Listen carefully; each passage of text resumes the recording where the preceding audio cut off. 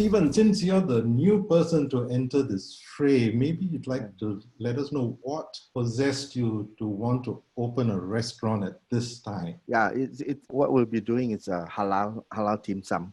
I know of a lot of Muslim people, they love eating Chinese food, but they can't, right? Because it's pork, right? So I noticed even some Chinese people, some of my friends, and relatives, most of them don't eat pork nowadays. Pork is like sinful to them. Yeah. All right. To each his own, I guess. Yeah. Why did you exit Chat Masala? I was, owner for 17 years, and wow. I really must say that I enjoyed every minute of that business. After maybe about 15 years, I felt it was very tough for us to continue doing that business. We had difficulties getting staff, we had difficulties getting chefs. It was just too much. And if you're young and younger and you can go with the business, that's fine. But I thought as I got a little bit older, I just figured that, I'll be so much happier without all that stress. And I decided to do this home dining that I'm doing now, which is giving me so much joy because I still meet people and I still get the chance to cook what I want to cook. People tell me what they want to eat. So that even makes it easier. I'm happy doing what I'm doing now. I think, I choose my days, I choose my dates, I choose my people, I choose my food. So what's not to? So the choice is entirely yours then. Yeah. Okay. Yeah. Arul, so you're not quite 15 or 17 years in the industry, right? So do you think you might reach a situation where you will face that point, where you feel, oh gosh, it's all a bit too much? Oh, actually, this is Sushi Airways is the second venture. The first one crashed and burned within 1 year. Okay, which was a halal French restaurant. I actually got into that on a whim, which was a bad idea, as always, because I love the chef's food. When he was doing the renovation, I just happened to be walking around outside having a teh tarik, and then spotted him and said, hey, what's going on? He says, oh, I'm opening a shop. You want to be an investor? So I said, oh, wonderful.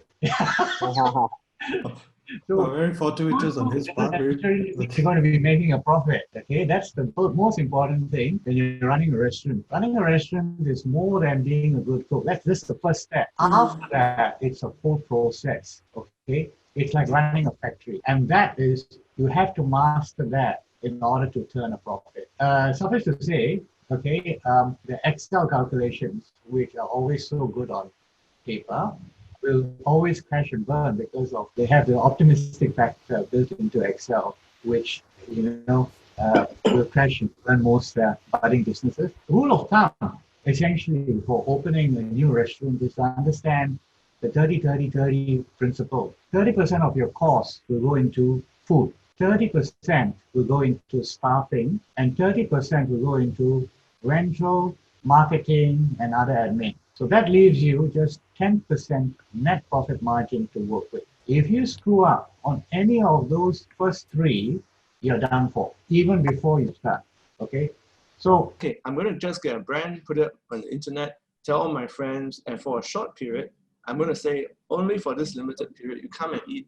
And I got two things. I got, for a short period, I got customers, and I can try out my concept, see whether people like it. Yeah. But is that a good idea or? I think it's a very good idea.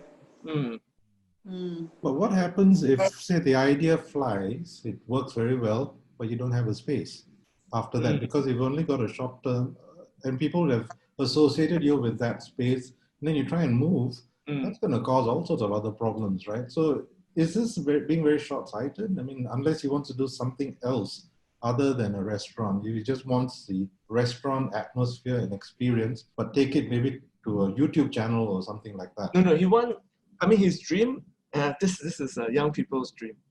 Don't we associate a restaurant with a geographical, physical location? And then if we all get used to going to this place, then he goes... Would you associate a restaurant with the food or with a geographical position? I think it's probably a combination of the two. The food is important, of course. I mean, it'll draw you. And there are people who hunt high and low for hawker stalls that have closed and have moved somewhere. But at the same time, it's easier for them to go to a place because they know it's there. If you move, and there are other options available to them, then the chances are they won't try as hard to locate you. They'll just go to the other options. So in law, there's this concept called goodwill. And for eating places, a lot of goodwill is located in a geographic location. So that's why when you look at hawker centers, for example, hawker stores, they tend to name their hawker stall after a location like Hill Street or Siglap or stuff like that, a Casuarina, Prata or something. But I don't know whether we're moving away from that, because in times like this, on the one hand, we want our food delivered. I don't know whether that's his idea. He gets a brand and then he gets people to order from him. Or on the other hand, he really wants a permanent home. But this ties in with the rent stuff that was discussed earlier, that they end up overpaying for rent and spending too much on ID. Well, aren't you getting a lot of good rental deals now? The property market has gone all over the place. Yeah, on South mainly. Actually, So- quite a good deal we get. Even rental. with yours, We get quite a good deal. did you get a long-term or a short-term rental deal? Yeah, it's like a two year plus one, 2+1. So if you're doing well and I'm we're sure past that- COVID in 2 years, it's gonna spike. So I'm sure. So Yeah, we're so- ready to move lah. If we do well, But that's the way it is, right? I suppose the other thing that's come up during this period is also, as Adrian pointed out, the fact that people want the food delivered, right? It's home delivery. Is that something that you guys offer? I think the takeaway model has, because you're going to get a depreciation of food quality regardless of what you're going to do, unless you play the pizza game or pizza burger game, it can't be high-end stuff generally, because you have to recognize that movement of food is going to degrade your food quality.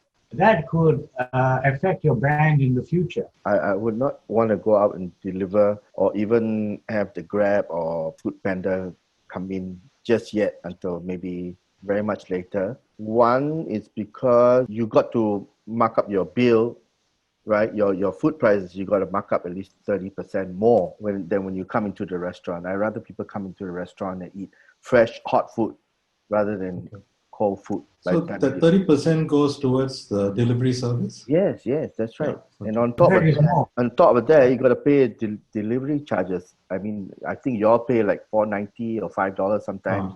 Okay. Getting higher and higher delivery charges. So I think not advisable. I wouldn't do that for the start.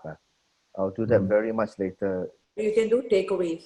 They can come Yes, I'll do takeaways. You come in and you take away, it's fine. Yeah. But I won't do delivery. I'm nutritionally promiscuous. I like one thing, then something else comes along, and I think, hey, I think I gotta try that, and then I think I gotta try that, and then before long, I'm like sleeping around, Eating around. Eating around is probably better. Today I eat this and that, but I'll still go back to this store and say, oh, you're the best, you're the one forever. But secretly, I will go somewhere else. on the hunt for a really good biryani. And, I must say that that's one of my very, very good choices of food. Have you found a good one yet? A couple of them, yes. Chat Masala has a very good biryani. Yeah, your prawn biryani is very good. Yeah. Actually, we have prawn and we have fish, we have chicken, and our mutton biryani is tops because, it's really, really good.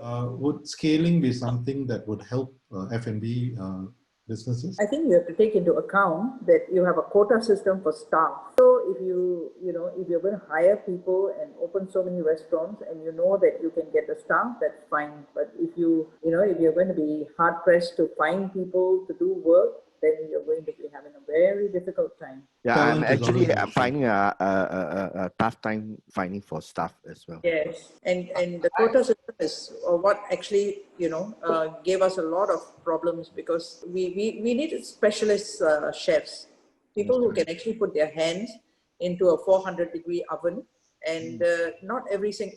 I don't think we could hire Singaporeans who were able to do that, and if we did, they come at a very heavy cost.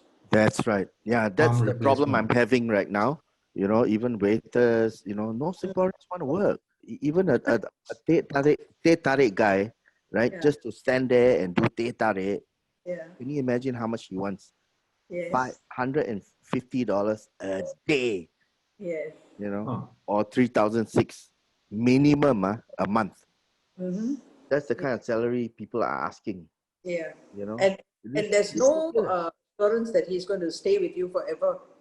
Yeah, So exactly. down the road, 1 year, he decides to find another job, he will just go, right? Yeah, that's right.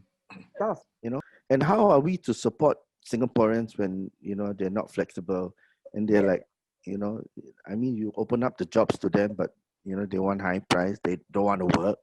You know, oh, I only want to work 6 hours a day. I mean, how are you going to run a restaurant 6 hours a day when you open 12 hours a day, right? Hmm. You know what I'm Hold saying? on. Even you're in for the hard run. I know. That's why I'm trying to keep it within the family now. I'm asking my son, to, my wife, everybody come and work. Singaporeans generally, okay, if they're family men or family women, okay, don't want to work a split shift. It means they have to come in the morning while they'll have a break after lunch and before the getting ready for the evening shift. They generally sleep in the restaurant. Okay, they don't really have time to go back and spend time with their families. They will then have to start work and finish at around 9:30. If they're in a Chinese or Japanese restaurant, if it's a Western restaurant, they will finish later. And then only will they go back to have time with their families. So you're talking about very minimal family contact. In terms of proprietary recipes, how do you protect that? Yeah, I was just gonna mention that we're seeing a rise of first people taking to social media. They're trying to brand themselves, food or other products. And this is my recipe, this is my brand. And as soon as something is successful, the biggest compliment someone can pay you is imitation. So somebody will come along and try and ride on your reputation. So we're seeing a lot more of that. Whenever you get social media, you get followers, you get people who try and copy you. So you got to protect a couple of things. One, your brand. So your brand is two things. It's a word and it's a logo. The simple thing in Singapore is to go online to ipos.gov.sg and register your trademark. It's very cheap. It's done online. No lawyers will be harmed in the process. You can do it all yourself. And that's because Singapore government, their life's mission is to put lawyers out of work. And they're doing a great job. But anyway, protect your brand, register it, and then for your recipes, you can't protect it that way. But as far as possible, I think you got to still keep your secret sauce somewhere. Don't expose everything online. As my mother liked to say, don't give away all the goods. You should still keep your secret blend of herbs and spices if possible. But please register your trademarks.